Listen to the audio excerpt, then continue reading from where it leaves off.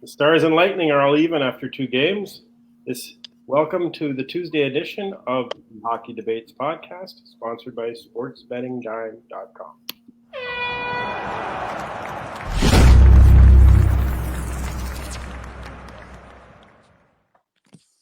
Good afternoon, everyone. It's Tuesday. I'm Bob Duff, and I'm joined as always, by my co-host, the Hall of Fame writer Kevin Allen. And today we are fortunate to welcome a third guest to our panel, and that is a man who is currently covering the Stanley Cup final.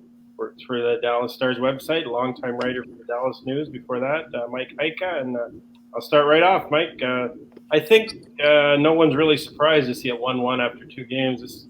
A lot of people expect this is going to be a long war of a series, and nobody's really showing a significant edge through 2 games.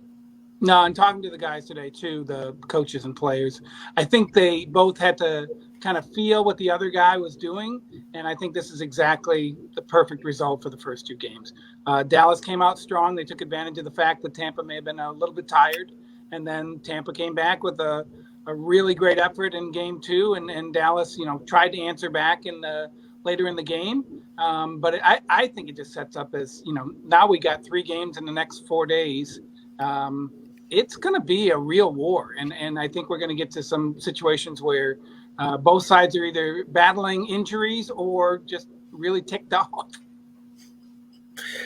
Mike, I was looking at the Stars results from the regular season, and I watched that team quite a bit because I know Jim Nill so well, and I always root for him to do well. He's such a nice man.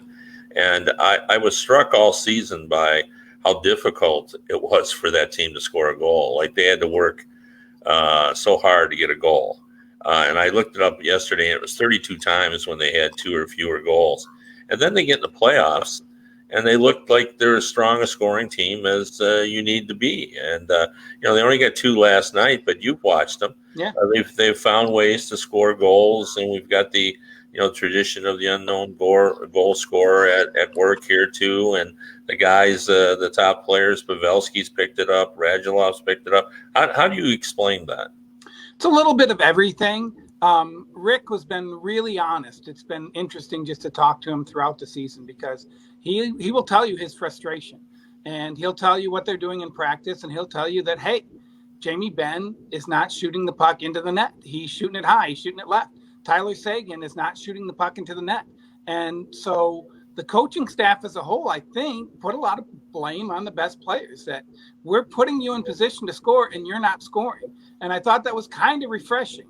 And then they worked through the pause, and all the assistant coaches took a team and said, what are these guys doing well? And they all came back basically and said, they're activating their defensemen.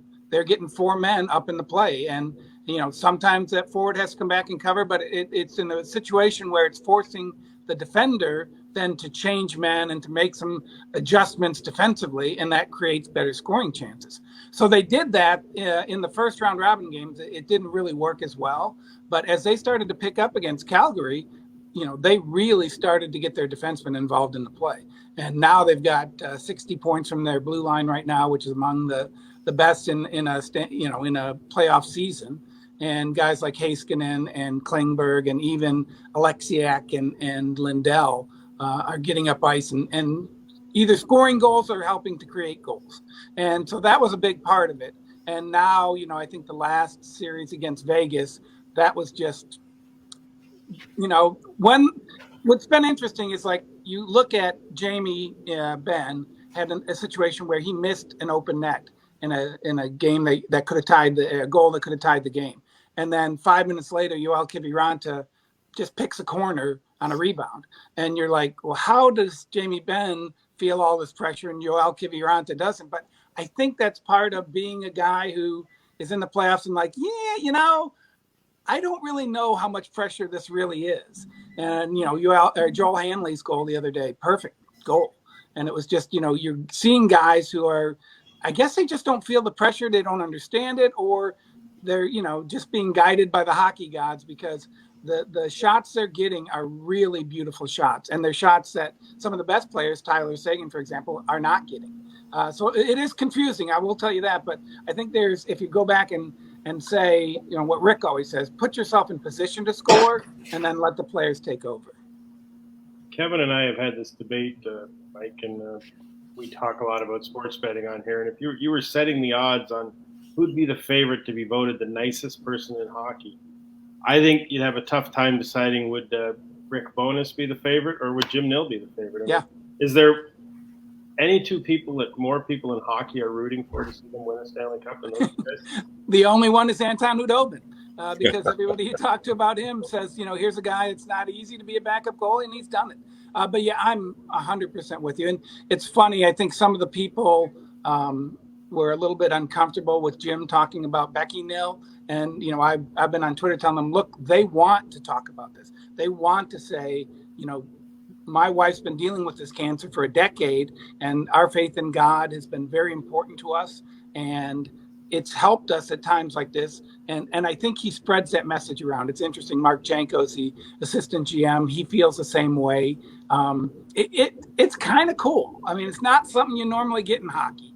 And then, I think Rick with his wife, Judy, and his kids, he talks about them all the time. And you really do feel that this is, one, they're just normal people, which I think is kind of cool. And two, they're really good normal people.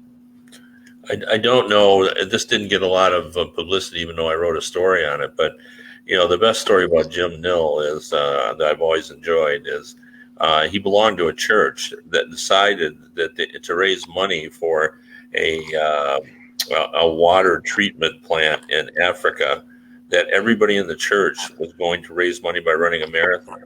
And it was several hundred people, and they had never run a marathon before. And Jim's wife was going to do it. This is while she was receiving cancer treatment. And then at some point decided she couldn't do it. And Jim said, well, I'll take her place. He hadn't signed up for it because he was busy, with the Red Wings. And he ran the marathon along with 300 other church members, and they raised all sorts of money in order to do that. And that's just so typical of Jim Nill. That he would get involved in that. And, he said, the funny thing about it, even though I'm a professional athlete, he says, I hated running.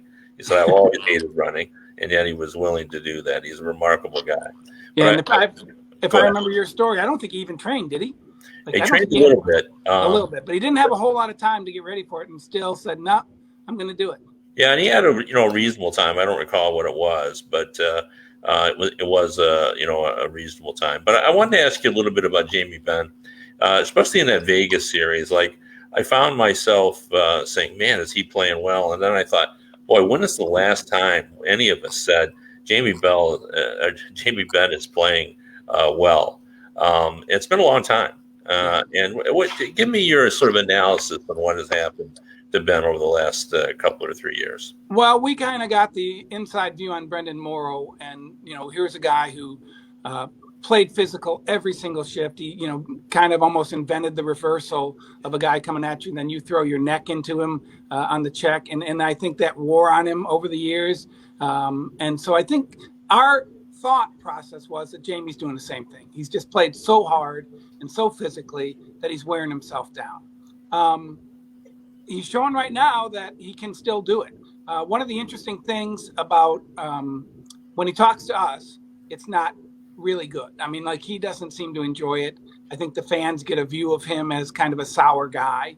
But when you talk to players about him, he's actually a pretty happy-go-lucky, easygoing guy. And he really is a very good leader. And I think that's helped him a great deal this year with Perry and Pavelski coming in to get that support. And then when they had the pause, Jamie stayed in Dallas. Ben Bishop was here, Como, I think, Alexiak, Sagan, and they Jamie set up a gym in his backyard. So he has a pool house and then his backyard, and it's pretty warm. But they're like, you know what, we're going to go work out. And he brought in bikes so they could all do the same activities at the same time. And he really pushed hard so that all those guys would be in shape. And then those guys talked to other guys, and the leadership just kind of spread. And then the other thing that I think has really been big for him is I do believe, if you look at this roster, there was a chance you're losing Hudobin. 2, Rick Bowness isn't going to be your head coach. 3, you might have to start looking at some buyouts if you go out in the first round. And so when you look at all those things, Perry's on a 1-year contract, Janmark's an unrestricted free agent. You can go down the list of potential changes that could happen before next season. And I think Jamie said, look, this is a really good window for us. And everybody has said at the beginning of this whole tournament, the team that bonds the best is going to have a huge advantage. And I think he really has tried to do that. They show video of him moving into the hotel, and it looks like he's got 7 suitcases or whatever. And he's like, he looks at the video guy and goes, I'm planning on being here a while. And it's silly and funny and everything, but it worked out. If you have the mindset of I'm planning on being here a while, that's a big help, especially when you're all in the room together. You're all seeing each other every single day.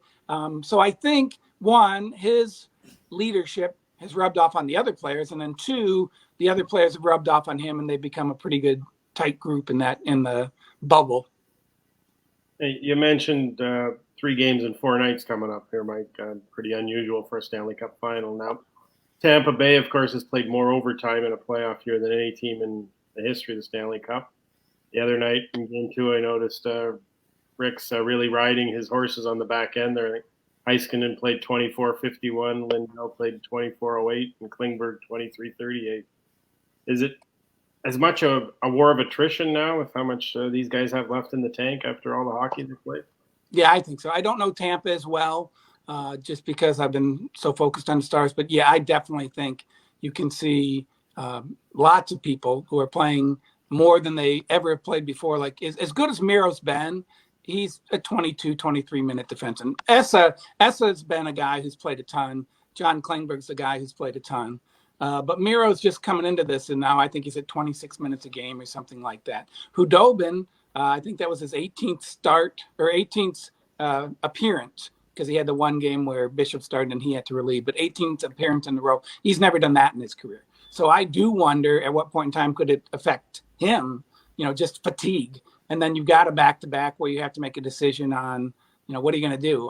My guess is Tampa's going with Vasilevsky no matter what, but the first 2 games will make a big decision on who plays on Saturday. And then is Ben Bishop going to be ready? And if Ben Bishop is ready, do you take the chance of playing him again? Because the last time it didn't work out so well. So there's a lot of different moving parts in this. And, if you look at guys like Fox, I don't think he's coming back. If you look at Como from last night, I don't know. He might be back. The good thing for the Stars is that guys like Joel Hanley and Yoel Kiviranta have stepped in and played well. And so if you had to go to a Justin Dowling, they could do that. I really do think that. I do think they have good depth throughout the organization, and they have a good attitude of next man up. But yeah, I think we're to the point now where this really is, it's really going to be a battle, and you're going to have to dig deep mentally and physically. Mike, normally for a Stanley Cup final, we'd be reading stories, from the arena and people excited about what's going on, their team being in the Stanley Cup final. But because, we're in the bubble in Edmonton, and this is an odd time of year, and, from the Dallas perspective, we've got the Cowboys playing now as well. What is going on in Dallas? How excited is the fan base over the Stars being in the final for the first time in a couple of decades? The one thing they've been able to do is open up the AAC and put in about, I think, 3,500 or 4,000. It seats 19,000, so they can socially distance pretty well. So that's been one good thing. They're getting talked about more on radio and television, but it's mostly Cowboys. It really is. That's just how it goes. And then for the Cowboys to have that kind of win, definitely takes up a lot of the airwaves. But here's the thing for me. They're doing a lot better than they've done the past 10 years. They've had to work really hard to get to this place. Brad Alberts and the ticket staff and everybody involved in marketing this team have done a great job of filling the building up pretty much every single night. They had the Winter Classic with 85,000 people. So there is a good vibe for the Stars in this town. It's very unfortunate that the fans who, have waited so long for this opportunity don't get to be there and really don't even get to share it, I don't think, with their fellow fans, just in the streets or at the office or wherever else you might want to share it. So that's a hard thing.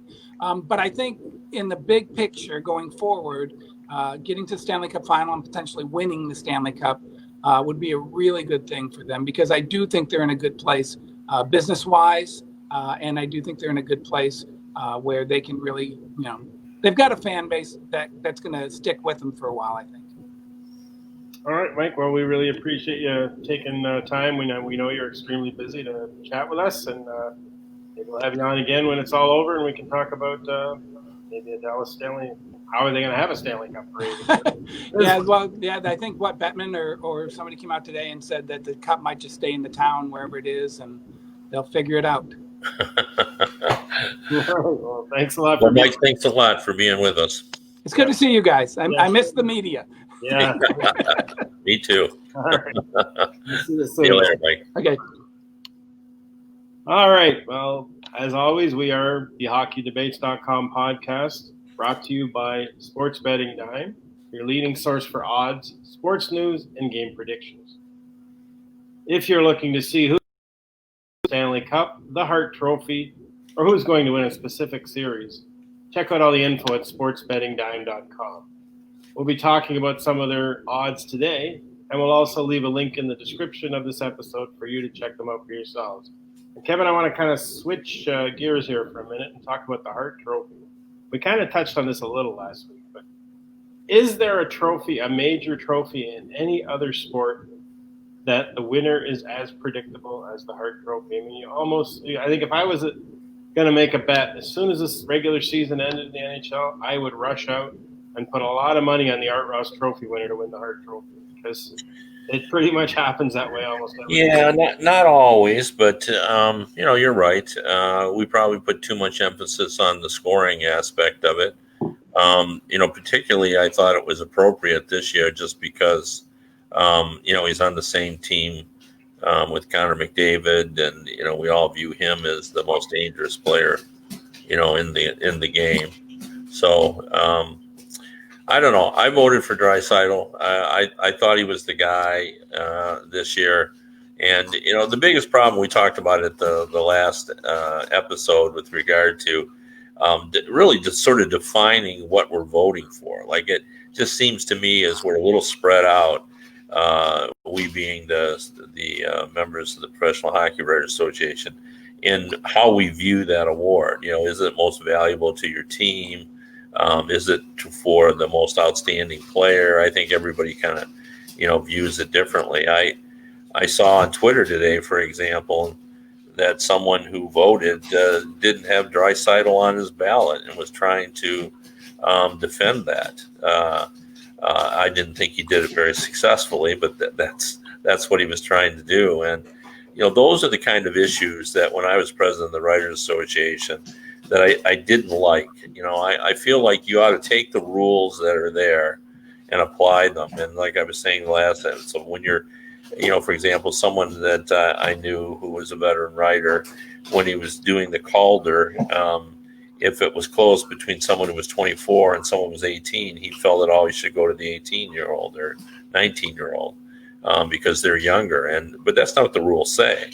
The rules say if you're eligible, you're eligible. It doesn't say draw a distinction between whether you're younger or older. So I guess, that's an issue. And, it might be time, like those rules were written a long time ago. It might be time to sort of redefine the awards and try to hone them down so that everybody has a better understanding of what we're trying to accomplish. Now, the antithesis of this, the other argument is we have so many people voting now that we bring a lot of diversity to the voting, that, we cover all the bases because everybody does view it kind of differently. And therefore you get a real consensus of, who the most valuable player is. And, that maybe that's a valid argument. Maybe I'm wrong and someone else is right. But I kind of feel like we ought to take a look at, the criteria for the winner and, kind of organize it.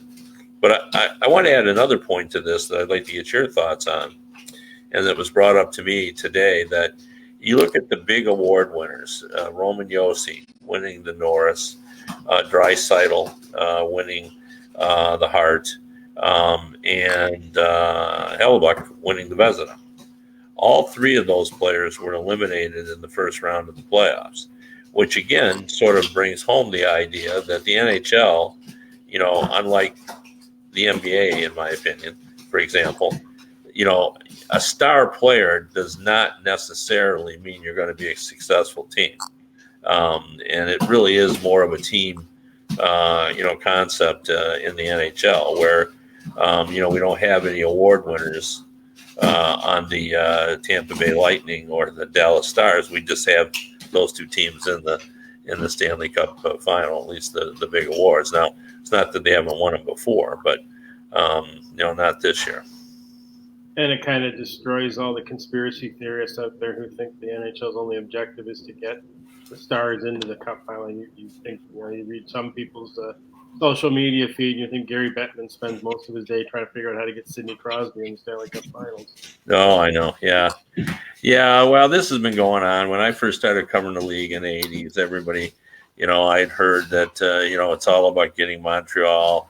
Montreal always gets the officiating advantage. Montreal, because we had a league office in Montreal and so forth. But, I can tell you I've covered the league a long time, and I would be pretty sure that I would know if there was any concerted effort to manipulate who gets in what playoff position. And it's impossible in today's world with, as soon as two people know a secret, it gets out in today's environment. So I'm going to throw some numbers at you. I did some research for a story that actually is up right now on the hockeydebates.com website. The Hart Trophy was introduced in 1924. From 1924 through 1951, only 8 of the 28 winners also won the scoring title. That's 28%. From 1952 to today, 50 out of 68 winners also won the scoring title. That's 73.5%. Now, if you add in the player who finished second in scoring or the player who led the league in goals, that goes up to 59 of the last 69 winners, which is 85.5%. So it seems like it's kind of the Hart's kind of become more like the baseball MVP, where it's driven by numbers more so than what a guy meant to his team. Yeah, I don't argue that, and it's tricky to the phrase "what he meant to his team," because that allows you to enter into the equation the success of the team, because let's just say I'm trying to think. Is there anyone more valuable to the lowly Red Wings than Larkin? Probably not. So should he be a candidate for MVP? But if you read the rule says most valuable to his team. So I think my point is not that Larkin should be an MVP candidate, but my point is that you can go on every team and find the most valuable player of that team. So that's why I think the rules probably should be written, and I think that's what allows us to sort of look at. I mean, you hear people say that I'm not going to vote for a Hart Trophy or vote somebody for or give someone a Hart Trophy vote if their team is not a playoff team. I mean, I've heard writers say that. Now, that's not written anywhere in the rules, but I've heard people say that they feel like if you're going to be most valuable, you ought to be able to get your team in the playoffs. But I just said a few minutes ago that being a great player doesn't translate necessarily always into having a great team. And we've seen no greater example than Marcel Dion, who was a tremendous player, but his teams weren't very good. When he played for the Kings back in his heyday.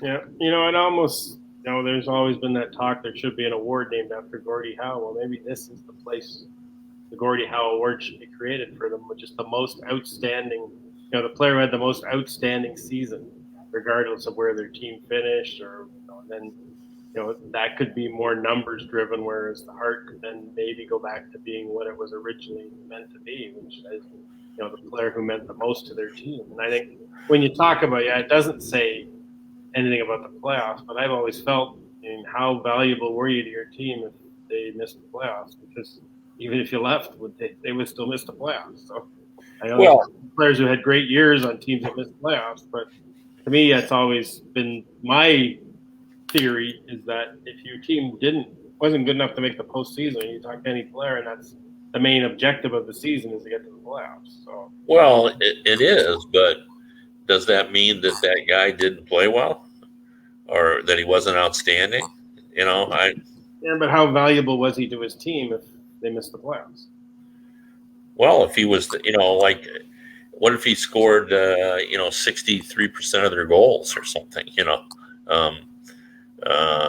that's a pretty valuable player, so, and yeah, it's just a rabbit hole, to go down once you start all that. And, yeah, I think it's, that's why I say I think it might be time to have a little summit and kind of decide, have just a discussion about what the rules should be, or maybe not. Maybe, as I said, maybe the argument is that we bring so much diversity to it that we do bring a consensus to it. Because some years the leading scorer doesn't win it. We've seen that happen. What's it been in recent years? I don't recall. I think it's now 4 of the last 5 have gone to the Art Ross. Who was the last one not to do it? Hall was the last. Taylor Hall, the year he won that, to me, that's the way the Hart Trophy should be. That's what it was meant to be. Like he lifted a team that really had no right being where they were, and he had a monster career year for himself, and carried a team. The Devils probably a lot. I don't think anybody thought the Devils were a playoff team going into that season, and he got them into the playoffs. No, but I mean, that sort of diminishes the contributions of everyone else if you think it was him that carried. Somebody has to be the leader. Somebody has to be the difference maker. And I just think that was. I mean, that's to me. That's you look at the early Hart Trophy winners, and a lot of the guys were that type of player. I mean, even into the 50s, you think of a Teeter Kennedy winning in Toronto, and when Ebby Goodfellow won in Detroit, he was a defenseman who was kind of the same situation as the Devils. The Wings were a young team in a transition phase, and weren't much was expected to them. And Goodfellow was kind of the glue that kept them together and got them into the playoffs. And they actually, I think, won a round that year. And so well, by that definition, though, and I'm playing devil's advocate here because I don't even know if I really believe this, but doesn't that mean that every year we should go to the best team in the league and determine who their best player is and point out that he was the most valuable to the best team, and therefore he is the leading. He's the MVP of the league because he was the MVP of the best team. Well, it depends. I think you got to look at supporting cast too when you're picking an MVP. I mean, how much? Oh, I see. You were mentioning, like what if a guy's responsible for 63% of his team's goals? I mean, that's pretty valuable. And if that's what I'm saying. But you could do that on a very bad team. Yeah. But how much? In fact, it usually happens when you're on a bad team. You were the best player on a really bad team, so how much worse would they have been without you? Well, but I mean, see, none of that is not even inherent within the rules it's written. Like how bad would the team be without him? That's something you brought to the table. That's not something that's in the rules. That's something that that's Bob Duff's rules for MVP. Another number that just utterly baffled me and I knew there hadn't been many winners, but since 1972, we discussed one defenseman won the Hart. Since 1944, 2 defensemen have won the Hart. Now, Bobby Orr won it 3 times, but what that tells you is if you're a defenseman and you want to win the Hart Trophy, you got to be an otherworldly player. Yeah, no, that really is sad, and that just reminds me of that. It's like we've determined as a group that the Norris is the defensive board, and the Hart goes to forwards and occasionally a goalie, but they're outliers, goalies and defensemen. We're really going to give it to. And the other thing too is, even if you weren't the leading scorer, you have to be an elite scorer to be an MVP. Now, don't you think there have been guys who have been probably worthy of that award who maybe didn't crack the top 10, just because they were just beasts and. Like a guy that comes to mind was just Chris Bronner, who did win it. Yep, he finally won the one. He's still a new guy since 1972. Now, I think it's appalling that not just that Nick Lidstrom never won one, but he never really was considered for one. Who was that? Nick Lidstrom. I mean, Nick Lidstrom, not necessarily that he didn't win, but not even really was never in the conversation. No, I know. No, I would agree with that. And on a lesser note, how could Nick Lidstrom never have won the Lady Bay? Yeah, that was appalling too. Yeah, just the nicest guy. And he actually should have also won the Masterton as well, because we have that award mostly screwed up. Yeah, who recovered from something. It's comeback player of the year. We tend to make it that, and it's not intended to be that. It speaks to perseverance,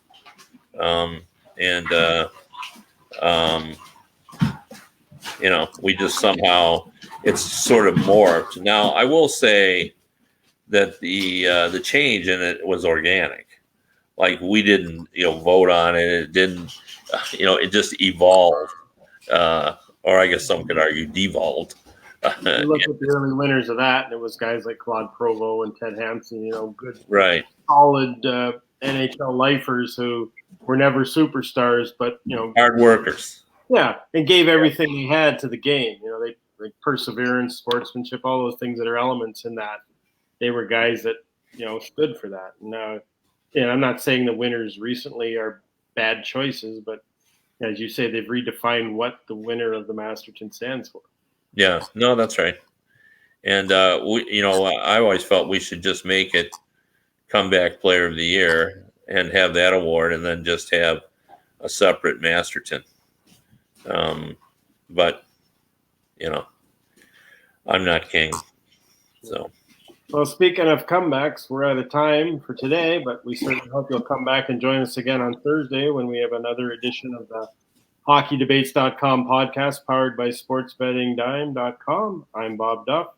He's Kevin Allen, and we will see you on Thursday.